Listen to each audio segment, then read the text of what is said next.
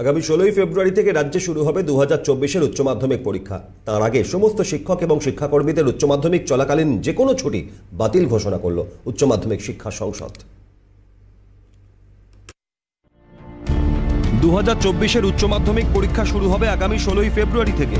তার আগে সংসদের নানান আলোচনা চলছে উচ্চ মাধ্যমিকের প্রস্তুতি নিয়ে। সূত্রের খবর, এবার উচ্চ মাধ্যমিক পরীক্ষায় শিক্ষক ও শিক্ষাকর্মীদের ছুটি নিয়ে নির্দেশিকা জারি করল সংসদ। তাতে বলা হয়েছে, উচ্চ মাধ্যমিক চলাকালীন সমস্ত শিক্ষক শিক্ষাকর্মীদের ছুটি বাতিল থাকবে।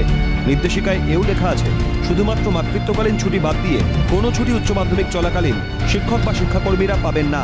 যদি কারো চিকিৎসাজনিত কোনো জরুরি ছুটির প্রয়োজন হয়, সেক্ষেত্রে সংশ্লিষ্ট ডিআই মারফত ওই ছুটির আবেদন পাঠাতে হবে সংসদের কাছে। তবে রাজ্যের শিক্ষক মহল কিংবা শিক্ষাবিদরা উচ্চ মাধ্যমিক শিক্ষা সংসদের এই সিদ্ধান্তে ক্ষোভ উগরে দিচ্ছেন। এমন সিদ্ধান্ত ক্ষমতার অপব্যবহার বলেই মনে করছেন তারা।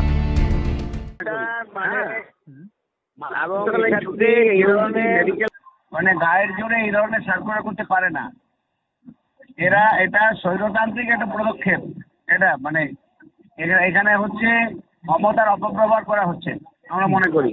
হ্যাঁ, অনেক দিন আগে সবচেয়ে বড় স্টাফ এদের, অর্থাৎ শিক্ষিকা বা শিক্ষক বা স্টাফ যারা আছেন তাদের সন্তান অনেক উচ্চ মাধ্যমিক পরীক্ষা দেবেন, বা ওই সময় সিবিএসসি আইসিএসসি অনেকের পরীক্ষা আছে সন্তান, সময় তাদের তো ছুটি দেওয়ারই কথা।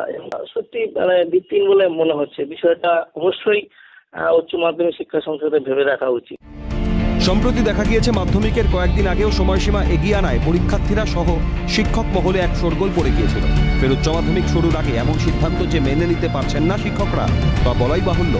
এখন দেখার এই নির্দেশিকা থেকে সরে আসে কিনা উচ্চ মাধ্যমিক শিক্ষা সংসদ।